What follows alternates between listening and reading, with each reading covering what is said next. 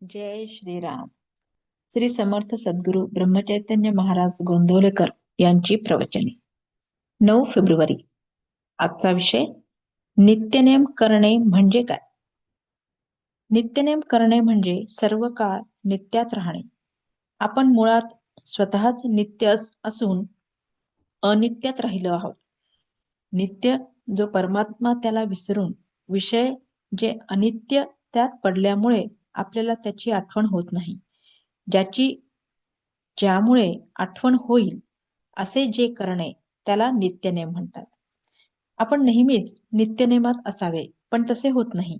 म्हणून दिवसातून थोडा वेळ तरी त्याची आठवण होण्याकरिता काही वाचन आणि वाचलेल्याचे मनन करावे, म्हणजे त्याची सवय होते. जो अखंड नामस्मरण करतो तो नेहमीच नित्यनेमात असतो.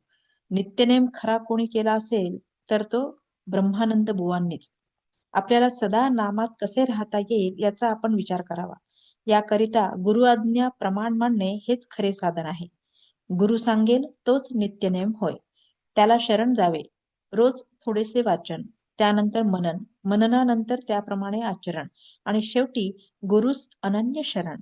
हाच साधकाचा साधनक्रम आहे आणि हाच त्याचा नित्यनेम होय. आपल्या आयुष्यात जसजसे वाढत जाईल तसतशी साधकाची भगवंताला भेटण्याची उत्सुकता वाढत गेली पाहिजे. केवळ नेम आहे म्हणून उगीच करू नये. साधकाने कोणतीही गोष्ट मनापासून करायला शिकावे. सांशक वृत्तीने परमार्थात बिघडते हे ध्यानात ठेवावे. श्रद्धा हे परमार्थाचे मुख्य भांडवल होय. समाधान हेच सर्वस्व आहे अशी श्रद्धा ठेवावी. ज्याप्रमाणे थर्मामीटरने आपल्याला आपला ताप पाहता येतो, त्याप्रमाणे साधन करताना आपल्याला समाधान किती झाले हे पाहिजे. साधकाने जगातले दोष पाहू नयेत, कारण त्या दोषांचे बीज आपल्यामध्येच असते. लोकेशना, मान फार घातक आहेत. मोठमोठे साधक सुद्धा त्यांच्या पायी अधोगतीला जातात. तसेच पैसा आणि कामवासना यांच्या मर्यादा ओलांडल्यामुळे मोठे साधनी लोक सुद्धा भगवंताच्या जवळ येऊन घसरतात. जगातले हे सर्व पाश आपल्याला बंधनात पाडतात. भगवंताचा पाश हाच खरा पाश. तोच आपल्याला सर्व बंधनातून मुक्त करून शाश्वत समाधानाचा लाभ मिळवून देतो. जगाच्या मान अपमानाला कधी भुलू नये. पैसा आणि कामवासना यांच्यापेक्षाही मान हा देहबुद्धीला जास्त चिकटून आहे.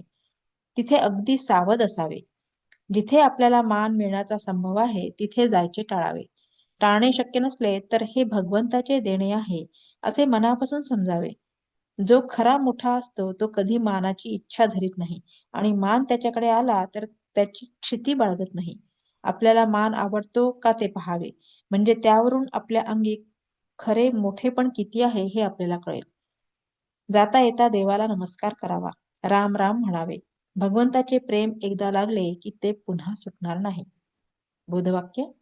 भगवंताचा पाश हा पाशच खरा, पण तो आपल्याला बंधनापासून मुक्त करतो. जय श्रीराम.